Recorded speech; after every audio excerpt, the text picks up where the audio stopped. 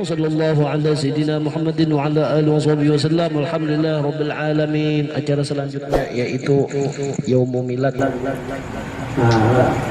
Abahnya Abi, Pak Marduan, yang ke-17 kah?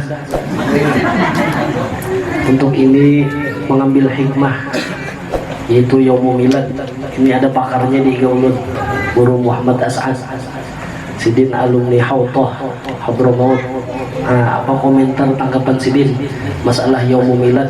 Jadi jangan segan-segan punya haram bantai aja tuh rumah teh nang hak nang batil hebat. Ini bisa ada diberi amplop nih. Wa alaihi falyatafaddal mashkura. Allahumma shalli ala sayyidina Muhammad.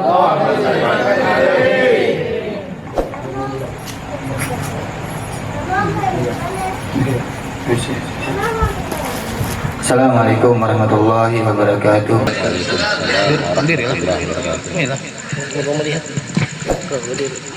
Suruh berdiri nah.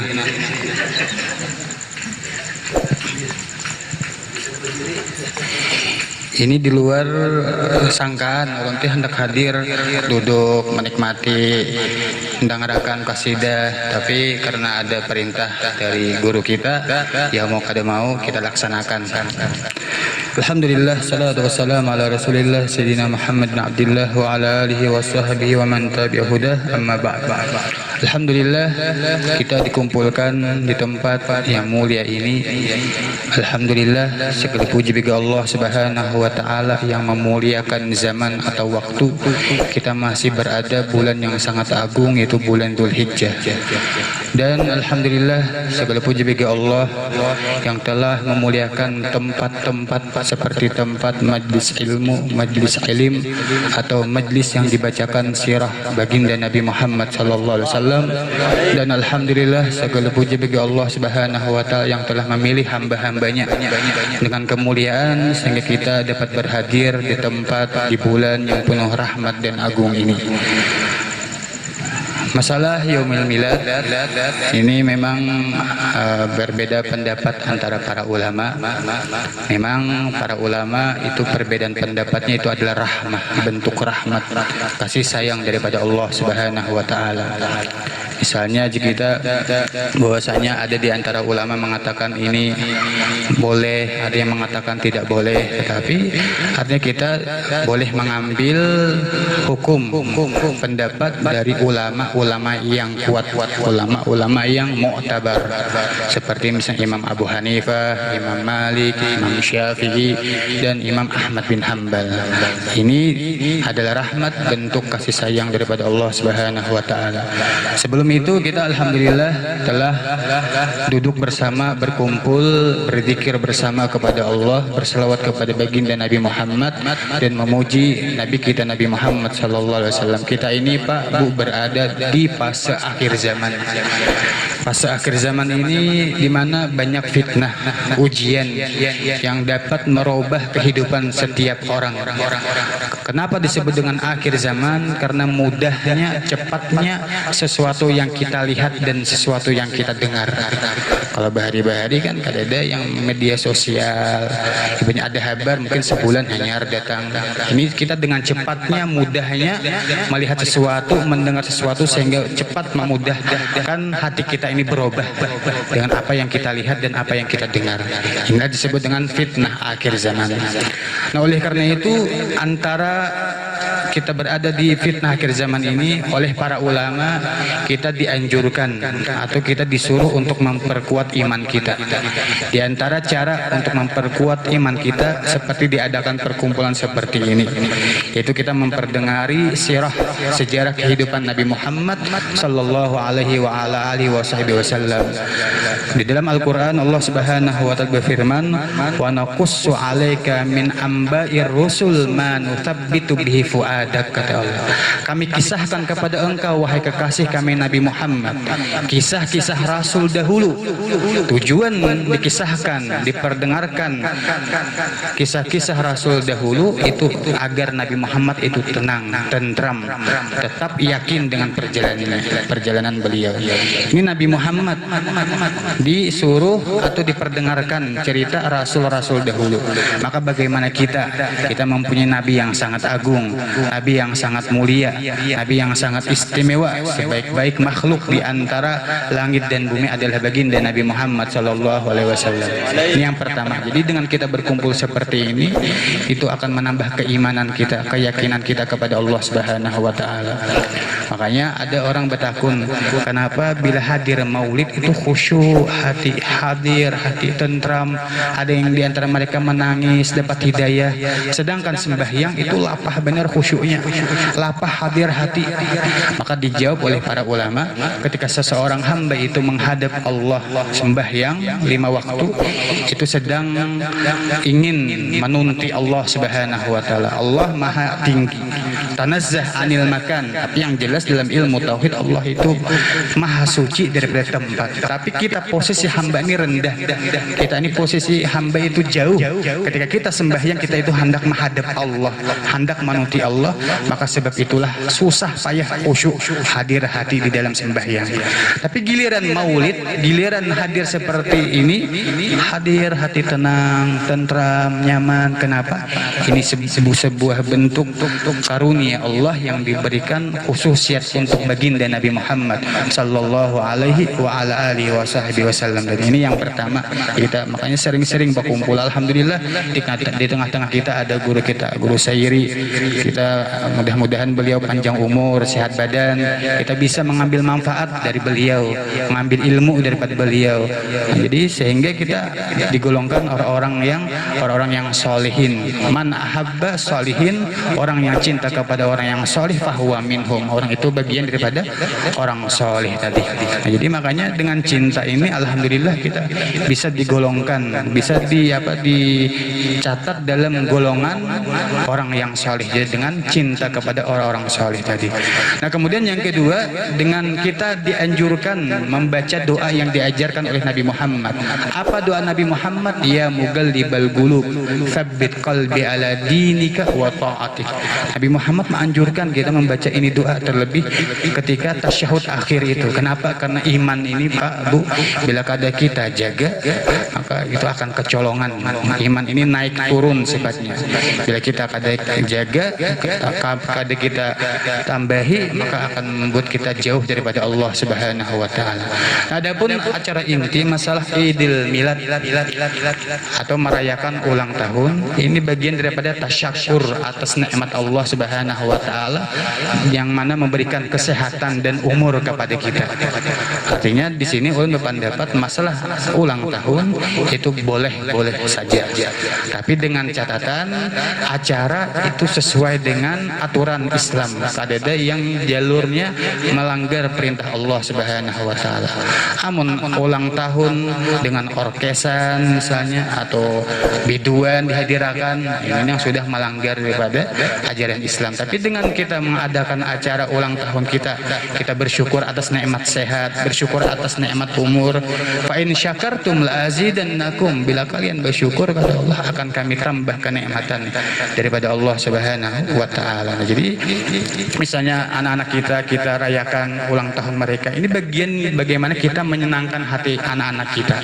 Karena di dalam surga itu Pak ada sebuah gedung yang Allah ciptakan untuk orang-orang yang sering menyenangkan hati anak-anak. Makanya di Hadramaut itu orang-orang soleh, habaib yang sepuh-sepuh itu kalau kamana ada acara, beliau pasti di dalam kantong itu membawa gula batu. Membawa gula batu, padahal kan sudah tua, buat apa makan gula batu? Tapi ternyata bila ada anak-anak kecil di kiosnya dipanggil beri gula batu, senang hatinya. Kenapa? Karena ada sebuah gedung dalam surga itu yang mana kada bakal masuk, kada bisa menikmati kecuali orang-orang yang menyenangkan hati anak-anak kecil itu. Terlebih anak-anak kita lebih utama lagi untuk kita senangkan. Di zaman ini aneh Pak, kebanyakan orang di luaran rumah itu lawan orang santun, baik, ramah, giliran masuk rumah bamamai terus, ini salah.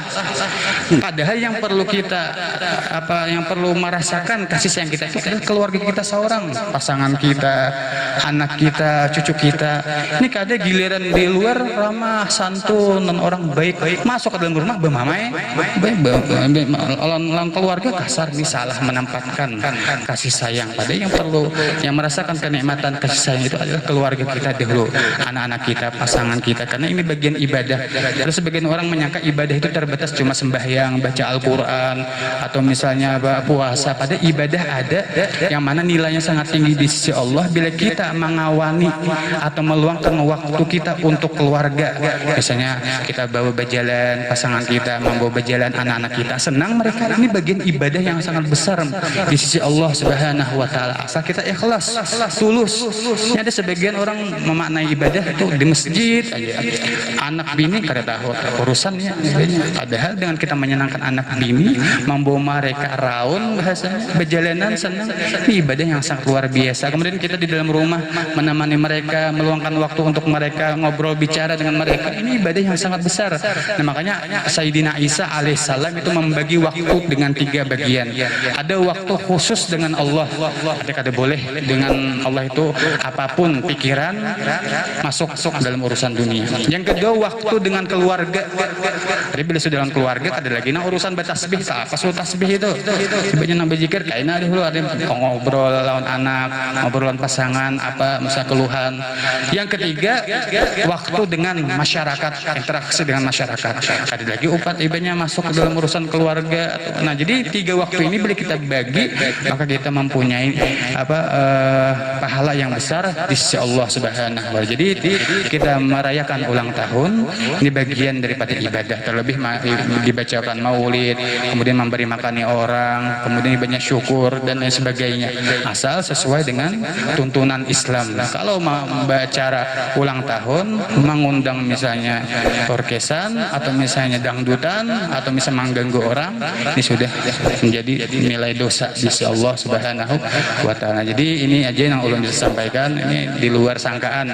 Nanti hendak hadir, duduk, menikmati ibadahnya maulid, bersalawat, memuja Nabi Muhammad SAW. Tapi ala kulli hal kita ada perintah Bismillah, karena bagian ibadah ketika kita patuh apa yang diperintahkan guru, diperintah kita laksanakan, ini ibadah yang sangat besar di sisi Allah Subhanahu wa Ta'ala. Ini dulu yang bisa saya sampaikan, bapak-bapak, ibu-ibu, lebih kurangnya mohon maaf. Wabillahi taufiq wal hidayah. Wassalamualaikum warahmatullahi wabarakatuh. Jazakumullah khairul jazaa. Kemudian acara terakhir itu doa selamat. Mudah-mudahan Bapak Marduan panjang umur, bi taatillah wa rasulillah, kepada Allah dan Rasulullah. Bagaimana Ustaz kita menyampaikan, la insyakartum la azidannakum. Bagaimana umur di bawah taat kepada Allah, itulah makna bersyukur kepada Allah Subhanahu wa Ta'ala. Nah, untuk ini kami mintakan kembali kepada Guru Muhammad As'ad untuk membaca doa sehatul afiat, panjang umur dan sebagainya. Fadhol Ustaz. Double ya udah tutup dua guru. Akhir kita tertib. Al-Fatihah ila al-salih Allah yazidhum al-barakah was-sihah wal-afiyah wa yub'idu min asy-syarr al-hasidin wal-zalimin wal-makirin wa yubarik ahlahu wa auladahu wa amwalahu anna Allah yarzuqu sihhatan fi taqwa wa tul umrin fi husni amal wa rizqan wasi'an la tu'adzibna alaih ala hadhihi niyatan salihah jami'ah syamilah li kulli khair dunya wal akhirah ala mana wa aslafana salihun niyatan salihah wa ja'alna dukhulni wa Allahumma dukhul niyatana fi niyatihim wa maqasidan fi maqasidihim wa matalibana fi matalibihim ila hadratin Nabi Muhammad SAW. Al-Fatihah.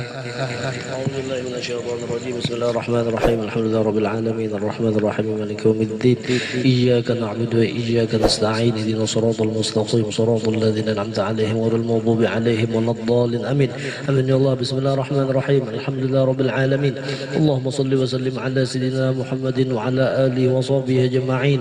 Allahumma shalli ala sayyidina Muhammad ibni Abdullah al-qa'im bi huquqillah ma daqat illa wa farrajaha Allah wa ala alihi wa sahbihi wa وسلم. اللهم ألف بين قلوبنا وأصلح ذات بيننا واهدنا سبل السلام وأخرجنا من الظلمات إلى النور وجنبنا الفواحش ما ظهر منها وما بطن وبارك لنا في أسماعنا وأبصارنا وقلوبنا وأزواجنا وذرياتنا وتب علينا إنك أنت التواب الرحيم واجعلنا شاكرين لنعمتك قابلها مثنين بها وأتمها علينا واجعلنا شاكرين لنعمتك قابلها مثنين بها وأتمها علينا واجعلنا شاكرين لنعمتك قابلها مثنين بها وأتمها علينا واعف عنا يا كريم واعف عنا يا رحيم واعف عنا يا ارحم الراحمين يا مولانا يا مجيب يا حاضرا لا يغيب توسلنا إليك بالحبيب صلى الله عليه وسلم تقضي حاجاتنا يا الله والحاضرين خصوصا يا الله لحاجة Bapak Merduan مع عائلته اللهم ارزقنا وإياه طول العمر في طاعة الله ورسول الله صلى الله عليه وسلم اللهم احفظه يا حافظ يا حافظ يا حافظ يا حافظ احفظنا وإياه يا الله احفظنا وإياه يا رحمن احفظنا وإياه يا رحيم وجميع الأهل والعيال من جميع الآفات والعاهات والأذيات والبليات اللهم اجعل جمعنا هذا جمعا مرحوما وتفرقنا من بعده تفرقا معصوما واختم بالصالحة أعمالنا وطول أعمارنا في خير ولطف وعافية يا رب بالمصطفى بلغ مقاصدنا واغفر لنا ما مضى يا واسع الكرم